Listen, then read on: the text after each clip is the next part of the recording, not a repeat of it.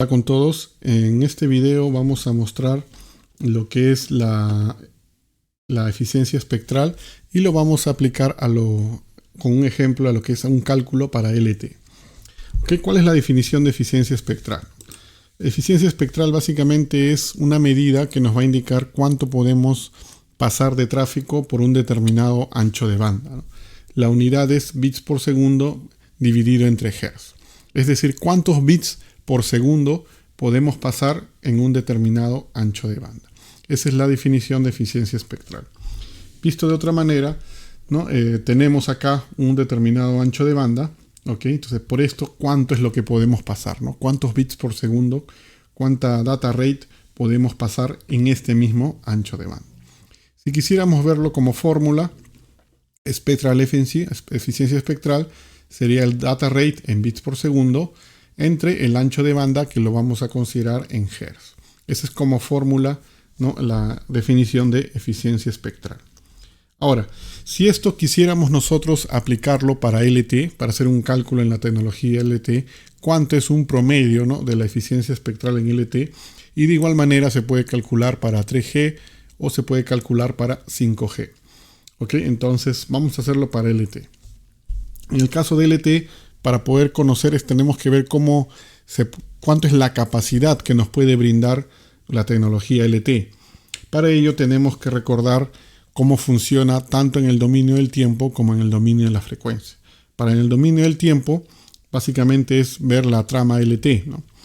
Esto es una trama LT que consta de 10 milisegundos. Una trama LT consta de 10 milisegundos, donde se encuentra dividido en 10 subtramas. ¿Qué significa una trama de 10 milisegundos? Que el LT constantemente está enviando bloques, llamado trama. Cada 10 milisegundos envía un bloque, o cada 10 milisegundos transmite un bloque, una trama, ¿no? Básicamente. Como mencionamos, esta trama de 10 milisegundos se encuentra dividido en 8 subtramas del 0 al 9, ¿no? Donde una subtrama obviamente sería de 1 milisegundo. A su vez, cada subtrama se encuentra dividido en 2 slots. Si tenemos 10 subtramas del 0 al 9, tendremos 20 slots, ¿no? Del 0 hasta el 20, básicamente. Donde cada subtrama contiene 2 slots y el tamaño del slot será de 0.5 milisegundos, porque la subtrama es de 1 milisegundo. Luego, cada slot contiene lo que son los símbolos OFDM. Cada uno de estos slots contiene lo que son los símbolos OFDM, donde el símbolo se encuentra dividido en dos partecitas, ¿no? Digamos así, una parte azul y la parte blanca. En este caso, la parte azul vendría a ser el cyclic prefix, que se utiliza para lo que es un tema de protección ante interferencias, un tema de redundancia para lo que es interferencias. Normalmente, el CP normal es de 7 símbolos. Si utilizamos un CP normal, que utiliza la mayoría, es de 7 símbolos. Es decir, un slot contiene 7 símbolos. Si queremos usar un CP extendido más robusto para el tema de interferencias, utilizará menos cantidad de símbolos. En este caso, vamos a basarnos en que utiliza 7 símbolos OFDM. Donde habíamos dicho que el azul era la parte del CP y lo que sería el blanco ya sería propiamente la data, ¿no? Los bits. Data que va ahí.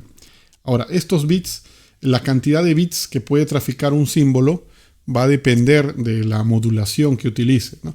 Y como habíamos mencionado anteriormente, la modulación depende de la calidad de radio, ¿no? Qué tan buena es la calidad de radio de los usuarios para que utilice una determinada modulación. En general, en LTE tenemos 4 tipos de modulaciones, ¿no? Si utilizamos QPSK, simplemente puede traficar 2 bits por símbolo. Si utilizamos 16 QAM, podemos traficar 4 bits por símbolo. Si utilizamos 64 QAM, podemos utilizar 6 bits por símbolo. Y por último, 256 QAM es capaz de traficar 8 bits por símbolo. Por lo tanto, mientras utilice una modulación más alta, es capaz de traficar una mayor cantidad de símbolos. Vamos a hacer el cálculo en base a los símbolos primero y luego ya lo reemplazamos con modulación. Entonces, como la definición de eficiencia espectral es cuánto podemos traficar en bits por segundo, entonces vamos a hacer el cálculo para un segundo. Un segundo contendrá 100 tramas. Un segundo contendrá 100 tramas. Y una trama contiene 10 subtramas. Y una subtrama contiene 12 slots. Y cada slot contiene una determinada 7 símbolos, ¿no? Básicamente. Y cada símbolo, bueno, ahí va a depender de la modulación. Por lo tanto, acá tenemos un cálculo parcial, el data rate, pero no el final, sino le ponemos data rate 1, porque solamente estamos viendo a nivel del tiempo, ¿no? No estamos viendo a nivel de frecuencia. Considerando a nivel del tiempo, ponemos data rate 1, tenemos 100 tramas, en un segundo somos capaces de traficar 100 tramas, y en cada trama podemos traficar 10 subtramas, y en cada subtrama 12 slots, y en cada slot 7 símbolos, básicamente. Al ponerle que ya es un segundo, todo esto sería bits por segundo, ¿no? O símbolos por segundo. Ahora vamos a reemplazar los símbolos, pero los símbolos dependen de modulación. Vamos a considerar algo un poco más realista, porque el que menos podría decir, ok, que todo sea 64 QAM. Es decir, traficamos siempre 6 símbolos, pero eso no es lo más real, ¿no? Entonces vamos a considerar que tenemos una condición de radio aceptable y vamos a asumir que usamos 50% de 16 QAM y 50% de 64 QAM. Teniendo esto como dato, lo que estaríamos usando es 50% de 16 QAM y 50% de 64 QAM. Estaríamos usando en bits 4 más 6 entre 2, ¿no? O sea, 50 de esto y 50 de esto. Hacemos un promedio, sería lo mismo. Bueno, acá multiplicamos 10 por 100, que ya nos sale 1000, 2 por 7, y acá la semisuma, 4 más 6 entre 2, o sea 5. Y esto ya nos queda en bits por segundo. Entonces la primera parte sería 1000 por 2 por 7 por 5 bits por segundo. Pero nos falta en el dominio del tiempo. Eso es lo que puede traficar, considerando 50% de modulación en 64 y 50 en 16, es lo que puede traficar en el dominio del tiempo. Ahora vamos a hacer el cálculo para el dominio de la frecuencia. Tenemos que recordar cómo está compuesto en el dominio de la frecuencia, ¿no? Primero que nada, acá ya tenemos ambos. Este es un Physical Resource Block, un PRB, ¿okay? Donde el PRB consta de 7 símbolos, como lo hemos visto acá. En realidad un PRB en el dominio del tiempo es un slot, ¿okay? Donde están los 7 símbolos. Y acá se encuentra dividido en el dominio de la frecuencia en pequeños bloquecitos de 15 kHz. ¿Okay? Pequeños bloquecitos de 15 kHz. En total son 12 bloquecitos, cada uno de 15 kHz, que cada bloquecito lo vamos a llamar subcarrier. ¿Okay? Por lo tanto, el PRB consta de 12 subcarriers. Un Physical Resource Block consta de 12 subcarriers.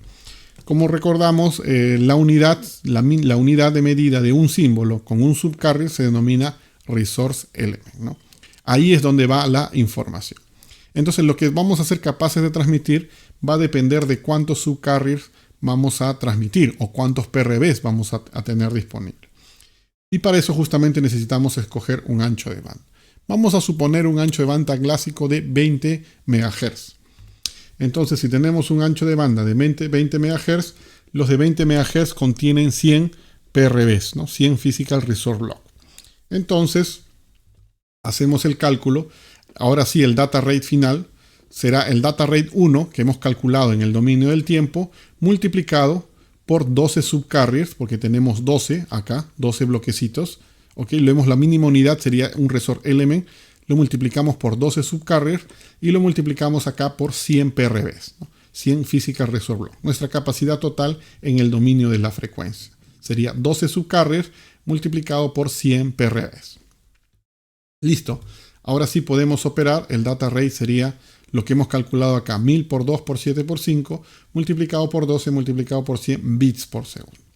Y como estamos considerando 20 MHz, ya lo podemos reemplazar en la fórmula. Tendríamos 1000. ¿Ok? 2 por 5 lo vamos a multiplicar. Quedaría 10 por 7. 12 por 100 sería por 1200 bits por segundo entre 20 MHz, ¿no? 20 MHz, o sea, 20 por 10 a la 6. Entonces acá tenemos 6 ceros, arriba tenemos 3, 4, 5, 6 ceros, exacto.